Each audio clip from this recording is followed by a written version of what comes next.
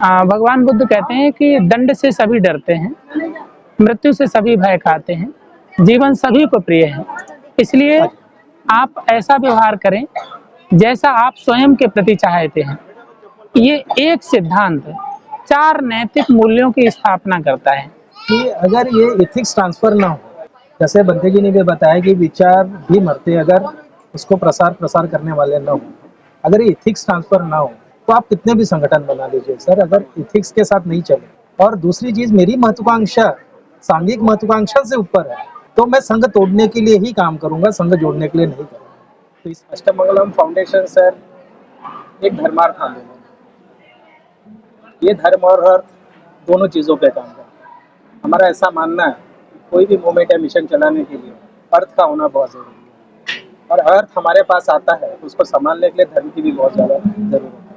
अगर धर्म उसको काबू ना कर पाए किसी आदमी को, वो आदमी एक नास्तिक की तरह इधर उधर भटकता है। तो इसलिए सर सबसे पहले हमने ये सोचा कि अष्टमंगलम फाउंडेशन को एक धर्मार्थ आंदोलन की तरह। सर पॉलिसीज ऐसी है कि जैसे हमारे गुरुजी बनते जी हमें हर बार सिखाते हैं कि अष्टमंगलम फाउंडेशन में सर सबसे पहले हम 8 लोग हुए, और 8 लोग जब हम जुड़े तब हम सब अनडायरेक्शनल लोग, तो बंते जी ने हमें एक डायरेक्शन दिखाया। उन्होंने हमें एक चीज सिखाई है कि जिस आदमी पे धर्म का वश हो वो आदमी कभी गलत नहीं हो सकता, क्योंकि धर्म अपने आप में ही एक सत्ता है। अगर जिसकी धार्मिक सत्ता हो वो इस पूरे ब्रह्मांड में भी राज कर सकता है। अष्टमंगलम फाउंडेशन एक ऐसी कोशिश कर रहा है कि जो भी बौद्ध नीतियों पे काम किया जाए, जो भी भगवान बुद्ध और बाबा साहब की नीति और मिशन पे काम किया जाए, तो अष्टमंगलम फाउंडेशन ये सारे विंग्स पे काम करना चाहता है। सर जो हम अपनी जो प्रश्न किए उसमें से हमें जो बंते जी ने ये सिखाया कि जब तक हम सांघिक प्रणाली नहीं करेंगे और संघ की तरफ नहीं जाएंगे तब तक हम एक नहीं हो सकते। और संघ हम बनाए कैसे, हमें ये भी सिखाया है बंते जी ने अपने क्लासों में कि जब तक आपका निजी स्वार्थ सबसे चरम सीमा पर पहुंचता है तब कि कोई भी संघ बना लीजिए, आप कोई भी ऑर्गेनाइजेशन बना लीजिए, तब तक आप सांघिक रूप में काम नहीं कर सकते। अभी निजी स्वार्थ के ऊपर जब तक सांघिक आपका डेडिकेशन नहीं आता है तो कोई भी फाउंडेशन चल नहीं सकता। तो हम इसे सांघिक प्रणाली के रूप में चलाना चाहते हैं जहाँ आपका निजी स्वार्थ का कोई इम्पोर्टेंस नहीं। मेरा अपना ये मानना है सर, जब आपका निजी स्वार्थ ऊपर हो जाता है आप कोई भी संघ बना लीजिए, उसका पतन निश्चित है। तो हमारे संघ में सर जैसे हम इसमें काम करते हैं, हमारे संघ में 19 लोग कोर बॉडी में, हम पहले 8 ही लोग थे। 8 लोग होने के कारण हमने इसका नाम अष्टमंगलम फाउंडेशन है। अष्टमंगलम, हाँ नहीं, इसका कोई सर्वे सर्वा नहीं है, यहाँ 8 ही लोग कोर बॉडी में है, इसलिए इसका नाम अष्टमंगलम फाउंडेशन रखा है। और इसका अष्टमंगलम फाउंडेशन नाम रखने के पीछे एक और वजह, क्योंकि हम आर्य अष्टांगिक मार्ग से चलना चाहते हैं। अगर किसी का मंगल हो तो आर्य अष्टांगिक मार्ग से ही हो, और हम लोगों का मंगल ही करना चाहते हैं। और लोगों का बोलने से अच्छा हम चाहते हैं कि हम पहले अपना मंगल करें, जब हमारा मंगल हो तो अपने आप समाज का मंगल होगा, क्योंकि एक मंगलकारी व्यक्ति ही दूसरों का मंगलमय सोच सकता है।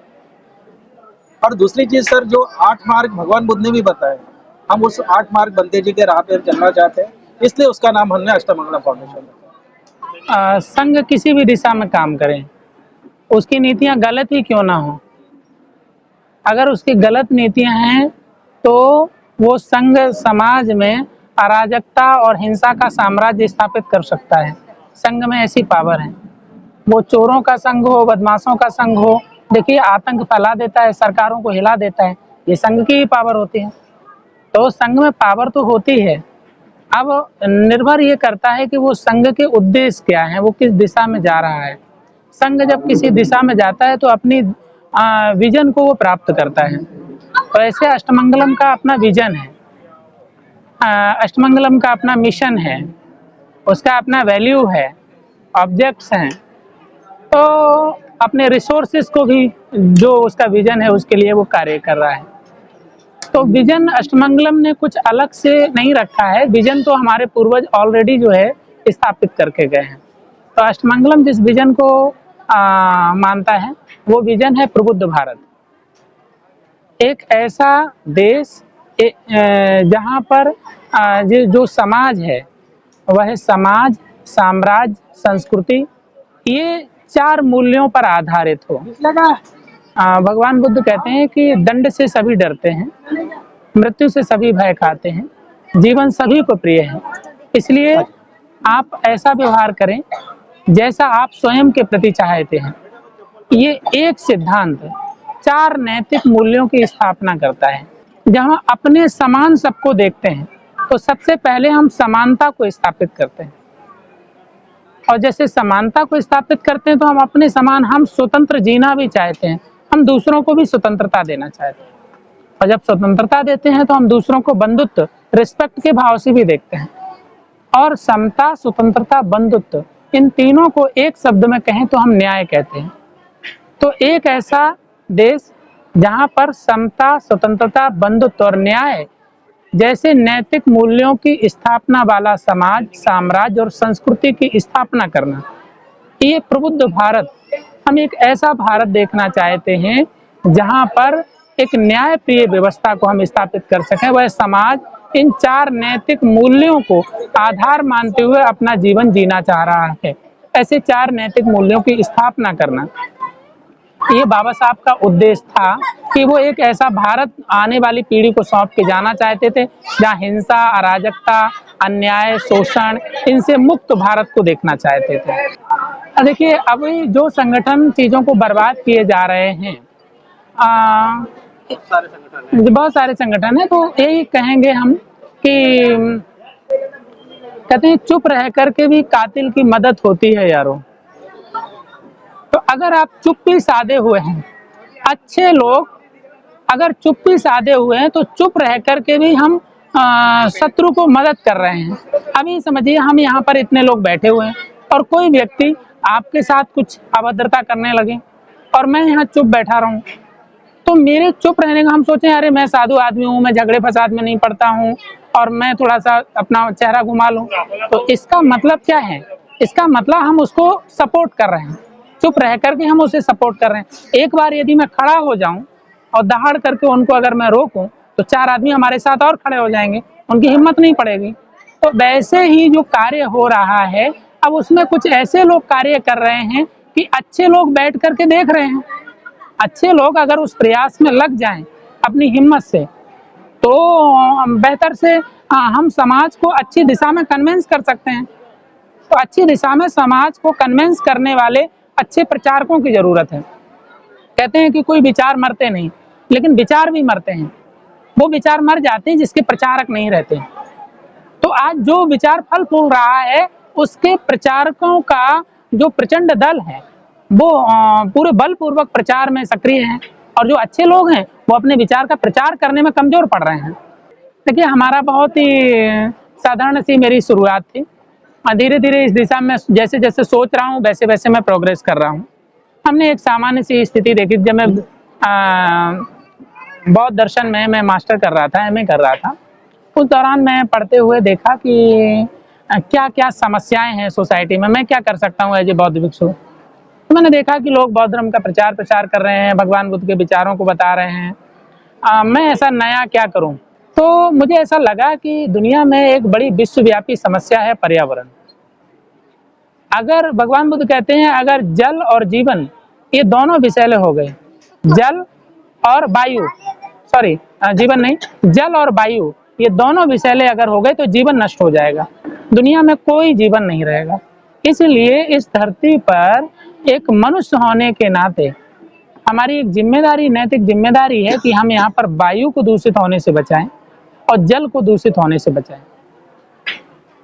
इस पर पर्यावरण को लेकर के भगवान बुद्ध का जो उपदेश है, एक बार राजा बिंबिसार जो है भगवान बुद्ध को मिलने आते हैं, प्रणाम करते हैं और वहां भगवान को पूछने लगते हैं कि भगवान ये बताएं कि ऐसा मैं क्या काम करूं जिससे दिन और रात पुण्य बढ़ता रहे।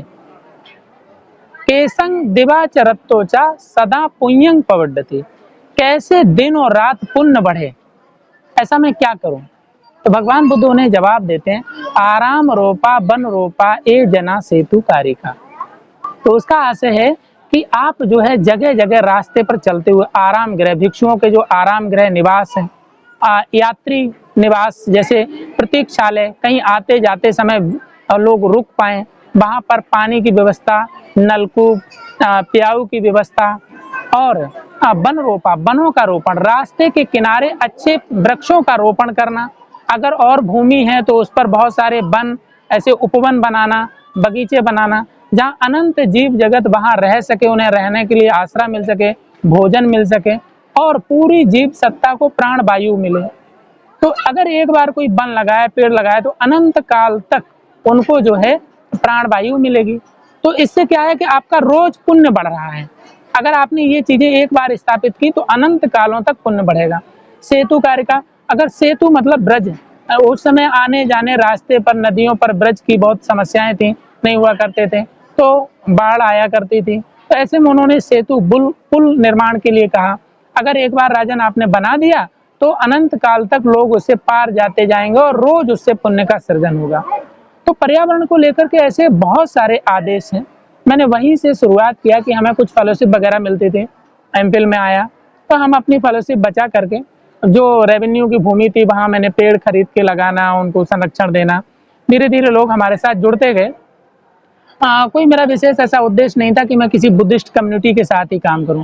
हमारे साथ नॉन बुद्धिस्ट कम्युनिटी के लोग जो लोग जुड़ते गए, उनको हम ये बताते गए कि मैं जो कर रहा हूँ ये भगवान बुद्ध का आदेश है और मैं उस आदेश का पालन करते हुए ये कार्य को कर रहा हूँ।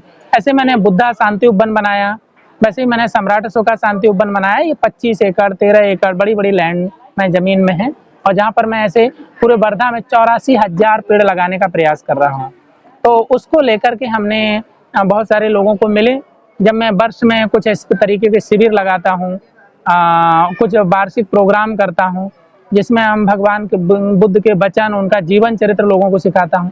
तो उसी दौरान जो जो लोग हमसे प्रभावित होकर के मिले, तो कुछ लोग ऐसे मिले कि जिनमें कुछ जिज्ञासा थी कुछ अच्छा करने की। तो उनके बहुत सारे ऐसे ही सवाल थे, जैसे बहुत सारे सवाल आप मुझे पूछ रहे हैं, तो ऐसे ही बहुत सारे सवाल थे। हमने उनके सवालों के जवाब दिए। वो हमसे प्रभावित हुए, तो बोले कि अभी क्या करना है, हम कैसे काम करें।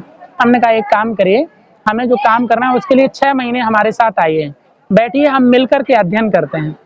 हम अध्ययन अध्यापन का कार्य करते हैं, हम पढ़ेंगे और आगे विचार करेंगे आगे क्या करना है। 6 महीने के बाद हमने अष्टमंगलम फाउंडेशन को जो है स्थापित किया और इस फाउंडेशन के माध्यम से हम बौद्ध विद्या का अध्ययन और अध्यापन का कार्य करते हैं, प्रचार प्रसार का कार्य करते हैं। उसमें जैसे हम ये देखते हैं कि समाज में समस्याएं क्या हैं। जैसे मैंने पर्यावरण की एक बड़ी समस्या देखी, पुरातन बौद्ध स्थलों की दुर्दशा को देखा, हम उस दिशा में भी मतलब कार्य शुरू किया। और मैंने देखा है कि समाज में जो आर्थिक स्थिति, आर्थिक जो नीति जो बहुत कमजोर है, हम उस दिशा में कैसे कार्य कर पाएं। तो मैंने उन आर्थिक नीतियों को लेकर के प्रोग्राम शुरू किए कि व्यवसायिक दृष्टि में हम कैसे नए बिजनेस आदि के माध्यम से हम किस तरीके से लोगों को एक साथ ला सकते हैं। तो ऐसे करके मैंने अलग अलग उपक्रम शुरू किए और उन उपक्रमों के माध्यम से ये सब चल रहा है। और मैंने एक वार्षिक में इन छोटे छोटे शिविरों के माध्यम से वार्षिक एक प्रोग्राम करता हूँ, बुद्ध चरित्र भगवंत कथा की अमृत वर्षा। तो उसमें भगवान बुद्ध का जो संपूर्ण जीवन चरित्र है, तो महापुरुषों के जीवन चरित्र पढ़े जाने चाहिए और वो मेरे लिए मार्गदर्शक हैं, पथ प्रदर्शक हैं। तो आज हमारे जो युवा पीढ़ी है, जो लोग हैं, वो मानने वाले लोग भी जो है वो अपने नायक का जीवन चरित्र नहीं पढ़ते हैं, जबकि उसे रूबरू होने के लिए, मिलने के लिए मैं जिस संस्थान में बैठा हूँ, आज मैं ये नागलोक परिसर है नागपुर में, इस स्थान में मैं अम्बेडकर थॉट्स पढ़ने आया था। 2012 में हमने पहली बार सुना था कि अम्बेडकर थॉट्स जैसा कोई विषय होता है। मैं उत्तर प्रदेश का निवासी हूँ, तो मैंने वहाँ, जब मैं अपने गुरु स्थान में वहाँ रहता था, एक बार कन्नौज डिस्ट्रिक्ट में एक कार्यक्रम में हमें गया था, एक यूथ बुद्धिस्ट सोसाइटी करके वहाँ काम करती है। तो वहाँ पर मैंने पहली बार सुना और फिर मेरी जिज्ञासा हुई कि मैं अम्बेडकर थॉट्स पढ़ूंगा। मैंने मेरे गुरु जी थे पूज्य भदंत शीलभद्र महाथेरो, मैंने उनसे निवेदन किया और उनसे निवेदन करके मैं नागपुर आया। 2 साल मैंने अम्बेडकर थॉट्स किया। अम्बेडकर थॉट्स पढ़ने के बाद फिर मैं बौद्ध दर्शन के लिए वर्धा चला गया। फिर मैंने वहाँ एमफिल किया, साइकोलॉजी मास्टर किया और वहीं मैंने फिर ये सब कार्य शुरू कर दिए। तो बचपन से ही मुझे जो बुद्ध धम्म की जो शिक्षा है वो मेरी पैतृक विरासत में मिली है मुझे, तो तब से मैंने इस कार्य को शुरू कर दिया था। तो हमने यहाँ आने के बाद बाबा साहब का जीवन चरित्र सबसे पहले पढ़ा। तो उसे पढ़ने के बाद मुझे ऐसा लगा कि मैं 6-7 बार रोया, मैं अपने आप को रोक नहीं पाया और मुझे लगा कि ये जीवन चरित्र कोई प्रतिद्वंदी भी पढ़े तो भी प्रभावित हो जाए। कितना भी मतलब विरोधी विचारों का भी व्यक्ति पढ़े तो उनसे प्रेरित होगा। और फिर मुझे लगा कि किसी महापुरुष के जीवन चरित्र का पाठ करना, अपने जीवन में पढ़ना ये कितना महत्वपूर्ण है। हमने अलग-अलग जीवन चरित्र पढ़े, अलग-अलग नायकों के पढ़े। भगवान बुद्ध का जीवन चरित्र तो हम धम्मपद आदि उनके वचन पढ़ते थे। मैंने पूरा जीवन चरित्र पढ़ना शुरू किया अलग-अलग, और जो प्राइमरी रिसोर्स हैं वहाँ से पढ़ना शुरू किया। तो उनसे मेरे बहुत सारी चीज़ें मुझे सीखने के लिए मिली। तो मुझे लगा कि अगर मैं भारत भूमि में रहने वाले समस्त लोगों को अगर भगवान बुद्ध के जीवन चरित्र से परिचय कराऊं, तो मुझे लगता है कि उनके जीवन में बहुत सारे बदलाव आएंगे। और इसी बात को ध्येय रखते हुए मैंने अष्टमंगलम फाउंडेशन के वार्षिक प्रोग्राम के तौर पर हम भगवान बुद्ध का जीवन चरित्र सभी पूरे एज ए भारतीय नागरिक होने के नाते मैं सभी को बुलाता हूँ सुनने के लिए। और ये मैं कार्यक्रम 7 दिन का, 10 दिन का, 3 दिन का, इस तरीके के कार्यक्रम करते हैं पूरे अलग-अलग जगह। पूरे उत्तर प्रदेश में भी इस तरीके के कार्यक्रम चालू हैं, महाराष्ट्र में भी हैं, मध्य प्रदेश में अभी जबलपुर में मैं कार्यक्रम कर रहा हूँ। ऐसे 3 दिन का कार्यक्रम कर रहा हूँ। तो अभी वर्धा में भी यही कर रहा हूँ। जी, जी, जी। मेरे साथ में देखिए बिहार में लोग जुड़े हुए हैं, पश्चिम बंगाल में लोग जुड़े हुए हैं, जम्मू कश्मीर में जुड़े हुए हैं, कर्नाटक में हैं, तमिलनाडु में हैं, केरला में हैं, उड़ीसा में हैं, महाराष्ट्र में हैं, उत्तर प्रदेश में भी हैं। ऐसे मध्य प्रदेश में भी जबलपुर में बहुत सारे अलग-अलग गाँव में, जो जबलपुर के आस-पास का जो ग्रामीण भाग है, जैसे रूपनाथ है, और अलग-अलग स्थान जो है कटनी है। तो इस तरीके के मैं पद नहीं, मैं उन्हें एक बौद्ध विद्या के विद्यार्थी के तौर पर जोड़ते हैं कि वो पहले बुद्ध धम्म को सीखें, वो बौद्ध धम्म के साधना अभ्यास को सीखें, और वो अपने जीवन में कैसे बदलाव लाते हैं। जब मुझे लगता है कि कोई व्यक्ति में ऐसा लगता है कि वो कोई कार्यकर्ता के तौर पर एज ए प्रचारक काम करना चाहता है, तो मैं उसकी जिज्ञासा जानना चाहता हूँ किस प्रकार का एज ए प्रचारक में जान। हाँ, जी, जी, जी, जी।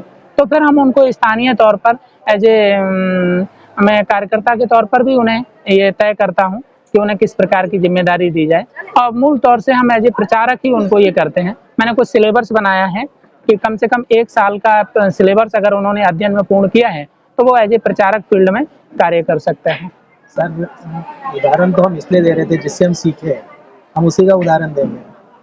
जैसे हम बौद्ध धर्म के बारे में बहुत कुछ ज़्यादा नहीं जानते, बंदे कारुणिक ने हमें बौद्ध धर्म के बारे में जितना भी अभी तक सिखाया है, और हम सर अभी तक प्रशिक्षणार्थी ही है, हम कहेंगे कि अब अप्रेंटिस ही है अभी तक, हम सीख ही रहे हैं कि अगर ये एथिक्स ट्रांसफर ना हो, जैसे बंदे जी ने भी बताया कि विचार भी मरते अगर उसको प्रसार करने वाले ना हो, अगर ये एथिक्स ट्रांसफर ना हो, तो आप कितने भी संगठन बना लीजिए सर, अगर एथिक्स के साथ नहीं चले। और दूसरी चीज, मेरी महत्वाकांक्षा सांघिक महत्वाकांक्षा से ऊपर है, तो मैं संघ तोड़ने के लिए ही काम करूंगा, संघ जोड़ने के लिए नहीं करूंगा। तो इसके लिए आप बुद्ध धर्म के मूल विचारों में आना ही पड़ेगा कि संघ से बढ़ के यहाँ कोई नहीं है। अगर हम इस बात को समझ गए कि संघ से बढ़कर कोई नहीं है, तो हम जरूरी सर मेरी जो पॉलिटिकल अपेक्षाएं है, और एक्चुअली पॉलिटिकल अपेक्षाएं होती किस लिए है? लोगों के भलाई के लिए ही होती है।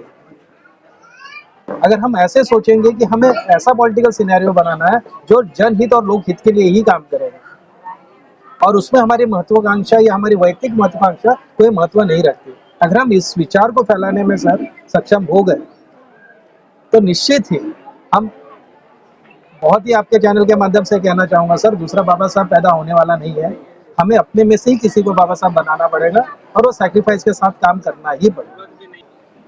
तो क्या होता है कि हम सब पॉलिटिकल विल से ही सोचते हैं, हम रिलीजियस विल से कभी सोचते ही नहीं। अगर आदमी जरूर रिलीजियस हो गया, धार्मिक हो गया, तो पॉलिटिकली भी सक्षम हो जाएगा। और दूसरी सर, इस आपके इस चैनल के माध्यम से जितने भी लोग हैं, हम 28, 29, 30 दिसंबर 2024 चरखा ग्रह वर्धा, हम पूरे देश के लोग जितने भी आना चाहते हैं, हम आपके चैनल के माध्यम से, आपके माध्यम से, गुरुजी के माध्यम से, मेरी टीम के माध्यम से आप सबको आमंत्रित करते हैं। आप बिल्कुल आइए, और आप लोग आएंगे तो हमारा हौसला वर्धन ही होगा सर। 28, 29, 30 दिसंबर 2024 3 दिन के लिए। और एक्चुअली सर ये हमारा गेट टुगेदर ही होता है। हम जितना भी साल भर जो कार्यक्रम करते हैं, बद्दी जी ने जो जो विंग्स बताया, हम एक्चुअली हमारा वो कन्वर्सेशन ही है, और हम चाहते हैं कि नए नए लोग इससे जुड़े, हमारे विचार सुने, हम आपके विचार सुने, और दोनों के विचारों से कुछ अच्छा नया विचार बनता है। क्योंकि संघ में सर चर्चा ही होती थी, और जो चर्चा के माध्यम से जो विषय निकलते हैं, जरूरी और फ्रूटफुली होते हैं। तो हम चाहते हैं कि आप प्लीज़ जहाँ भी आप जाते हो, जहाँ भी ये रिकॉर्डिंग्स करते हो या जहाँ भी आप अपनी जगह जाते हो, तो हमारी तरफ से अष्टमंगलम फाउंडेशन की तरफ से हमारा निमंत्रण सर सबको दे, और आपको विशेष तौर से हमें निमंत्रण देना चाहते हैं। अगर समय निकाल के आप ज़रूर आइए।